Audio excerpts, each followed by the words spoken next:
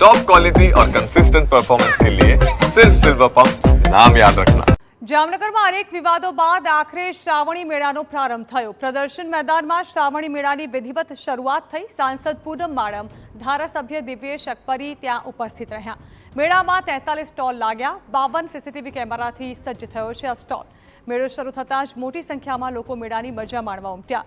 ઉલ્લેખનીય છે કે પહેલા મેળો 10મી તારીખે શરૂ થવાનો હતો, પરંતુ એક પછી એક વિવાદોના લીધે મેળો પાછો ઠેલાયો।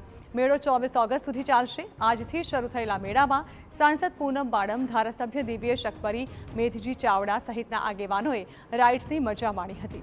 આ સમયે સાંસદ પૂનમ માડમે જણાવ્યું હતું કે તંત્ર દ્વારા તો તમામ વ્યવસ્થા કરાઈ છે, પણ જરૂરી છે કે લોકો પણ પોતાની જવાબદારી નિભાવે અને સતર્ક રહે।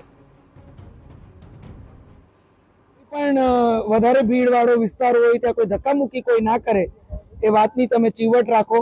બધાનો રાઇડ્સમાં વારો આવતો હોય છે, પણ થોડું જવાબદારીપૂર્વક દરેક નાગરિકે વહીવટી તંત્ર દ્વારા બધું જ આયોજન સિક્યોરિટીને સેફટીને લઈને કરવામાં આવ્યું છે।